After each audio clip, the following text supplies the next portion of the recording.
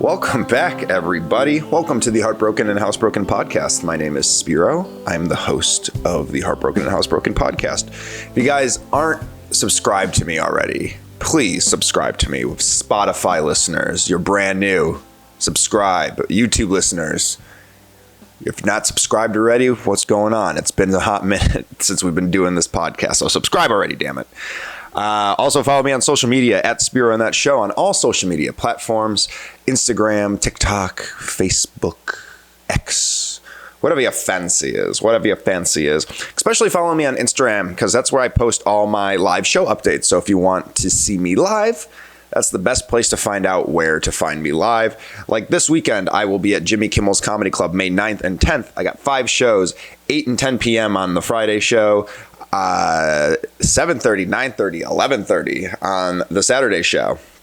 I'm also doing a couple local spots next week before I leave for San Francisco. In San Francisco, I will be performing at Punchline on May 18th and May 20th, May 18th and 20th. Come catch me there. And then we have WrestleMania at Wise Guys where I'm judging, saying mean things on May 24th. And then one of the favorite shows, the past couple months, it's been fantastic. Jokes and Fire at Smoke and Fire. It's been incredible the last 2 months. You guys have really been showing out and the vibe has been amazing. The sandwiches have been tasty like always. So come out to that one. We got another great lineup for you. And to end the month off, May 29th, we got the Griffin Comedy Hour coming back. That's not the name of it anymore. We're changing it. Right now it's called The House Party. We're both not a fan of that. Me and Michael Robertson, the guy that runs the show, hosts the show, we're not a fan of that. But the Griffin is back for a comedy once a month. We're going to be running it. It's just going to be 15 minutes of just boom, boom, boom, boom, boom. Comics doing 15 minutes, keeping it about like an hour, 15-minute max show on Fremont Street in a great bar where you can get some drinks, have some laughs, and then go out into the night and cause a ruckus. So if you want free tickets to the first one, May 29th, I would love to have you guys there. That being said, I mean, it's nice to get back to the Griffin because COVID really kind of fucked that show up for us. Before COVID, that show was like really building into something special. We would get like 40 or 50 people into this room and it was magical. And you don't even need like 15 people in that room for it to be great. The way that it's designed, it's like this crazy little back wooden room, but it's got a bar and it's just cozy and it's got low ceiling. It's perfect for a comedy show. And COVID, like with a lot of things, kind of fucked that show up. And then we tried to come back after COVID and people didn't want to be brought inside. So, we had to shift, but it's good to be back. A lot of growth in that room, a lot of material that I worked out, a lot of trauma, a lot of pain I worked out in that room, but also had a lot of fun in that room. So it's good to see things coming back to normal. I think that's something when you lose people and where you're grieving is you wait for this sense of like normality. You're like, let me be normal again. I just want to be normal. And my therapist is like, what does normal mean? And I'm like, I don't know. I just want to feel better. And I think that's really why I talk about it in my set and why I do this podcast is because it's like, it's such a complex emotion and there's just so little, I don't want to say resources because I'm sure there's a lot of resources. I'm sure there's therapy and there's group support and other things. But literally when someone dies, the whole world just changes. Like everything about your world, your dynamic changes so fast and without you even realizing it because you're still stuck in that range. And I had 2 back to back. So I got like the Mike Tyson 1-2 punch, the old raffle daffle, the old fuck 'em in the noggin. I'm saying is sometimes you get hit in the face by Mike Tyson twice. And it takes a couple of years for you to get back to the way things used to be.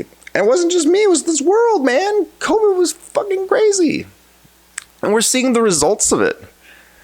We're seeing the teaching, man. I'm seeing students, and I can only imagine how disruptive COVID was to these kids.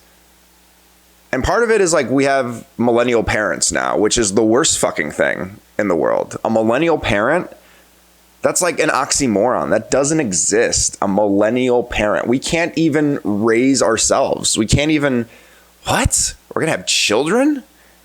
We're going to teach them? Like, what do we feed these kids? What do millennials feed their children?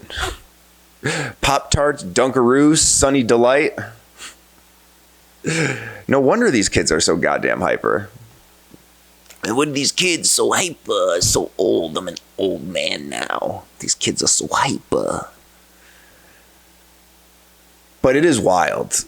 You know, I was teaching the other day, and I'm excited because this first couple months, they have me moving around. They have me subbing. They have me not student aiding because I'm not a student, but they have me aiding. They just have me trying to get a feel of the school and trying to be like, acclimate yourself. You know, just like after my 2 tragedies with my dad and with Sarah, it's like I had to learn how to acclimate myself. So that's what's nice about the schools. They're like, here's 2 months to acclimate. See if you like it. See if you want to do it. And it's been going great. But like, I'm aiding for first grade PE and it's raining out. So I'm like, what are we going to do? We can't take these kids outside. Like, and this school doesn't have a traditional gym. You know, it's a charter school. It doesn't have like the district like standards that it has to have, right? It's, you know, it's a small performing arts school. So I'm like, what are these kids going to do in gym? It's raining. They can't go outside and play soccer like they usually do, or basketball, or run laps. Like, what are they going to do? And the teacher's like, we're going to play dodgeball. And I was like, fuck yeah. I love dodgeball. I was so excited. The first grader in me was like, oh my God, dodgeball brings back so many happy memories. You know, because as an adult, you have so many crazy things that happen to you. You have so many insane, traumatic things happen to you as an adult. You know, when you're a kid, you don't have your wife die. You know, you're not like, oh my God, who am I? Am I ever going to be loved again? Am I going to ever love again? Who is this? You don't have those crises when you're a child. You know? So it's like, oh, dodgeball, happier time in life. Oh, let's go back. Let's go back to when it was simple. You know, when you go through tragedy, that's what you're like, oh, I just want to feel normal again. Like when I was in first grade playing dodgeball. Normal. Like normal Illinois. We get there. We set up. Looks great. We got the same dodgeballs from when I was, it's like foam. You know, it's not the big rubber ones like the fucking boomers and the Xers used to wear. Like, you know, these are like, you can grip them and you can really like, you know, one of those where you like throw it and you hear like the and like you just know it's coming at you and there's nothing you can do. You just see it getting bigger at you from the incoming perspective or whatever it's called. Like, that's what I thought was going to happen. And then all these kids run up to the balls very quick. They grab them. I'm like, let's go.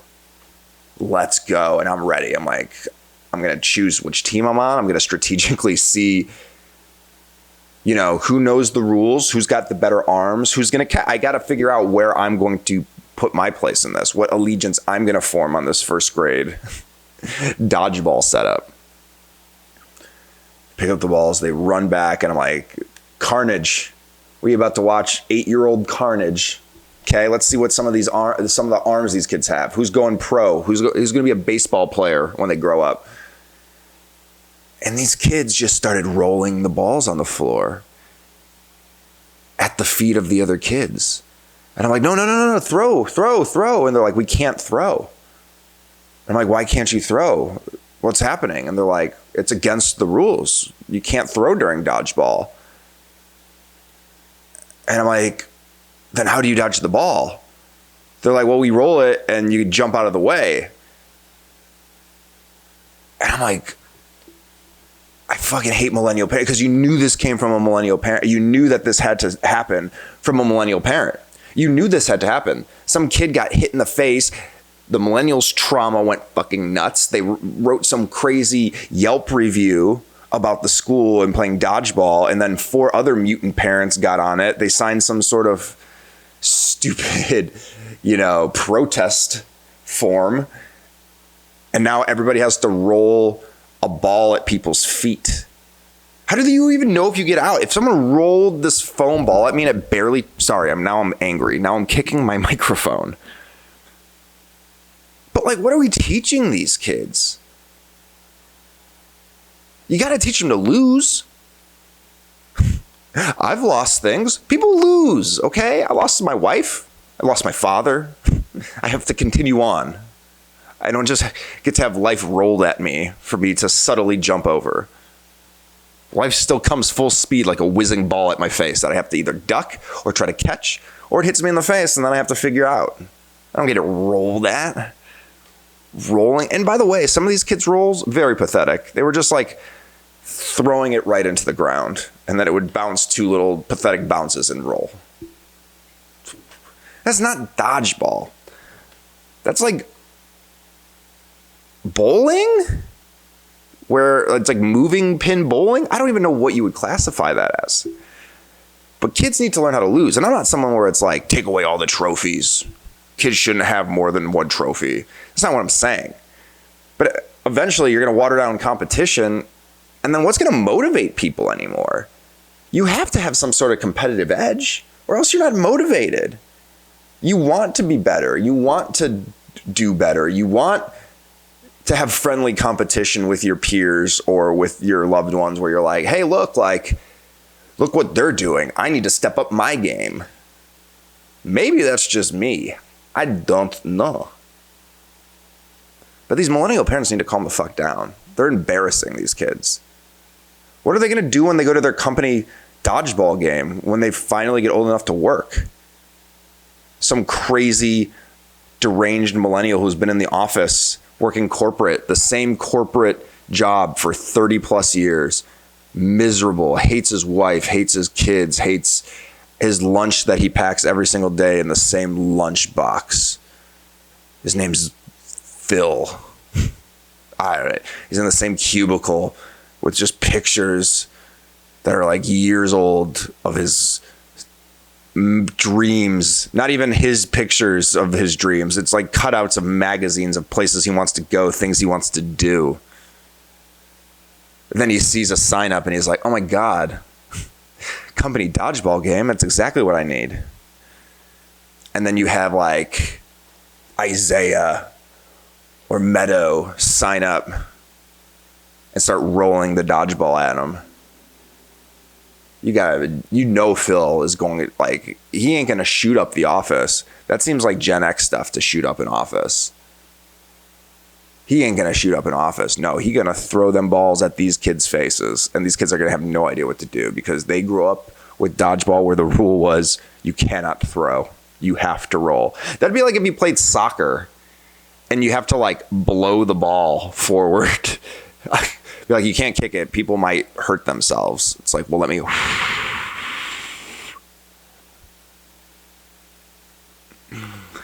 I'm an angry elf today. But you got to lose sometimes, you know? You got to lose. You know? There's games that are cutthroat. Like, if I'm playing a kid in Uno, I'm going to fuck that kid up. I don't care. You're going to learn how to lose in Uno. And don't come at me with this stacking +2 shit. Don't come at me with that. Don't come at me with that. That's not a real thing. You put 1 + 2 down, that's it. Some people like to stack and then you end up owing them a mortgage afterwards. It's insane. If I haven't already, follow me on social media for more insane rants like this. I'm just saying, guys, if you are my age, if you're a millennial, if you're younger and you're having kids, teach these kids the right way to play sports. You know what I mean? I don't think bullying's a good thing. I'm not saying that people should gang up. I'm not saying that people need to ostracize or segregate against people. I'm not saying anything like that, or pick on or hurt against or whatever terminology it is now. I don't want any of that. What I want is when I sub or aid for a first grade class and they play dodgeball, I want to be able to play and win. Because you know I'm always going to win. That's like the guarantee in life. I'd be betting snacks. I'm like, yo, what's up, Tyler?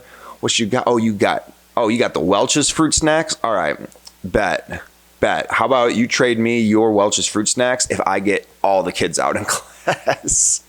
He'd be like, oh, you can't get all the kids out in class. I'm like, yeah, I don't think so. You better give me that Sprite too.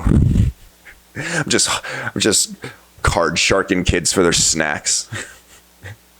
I lose the first game, make them double up, and then I just wipe them off the floor with it.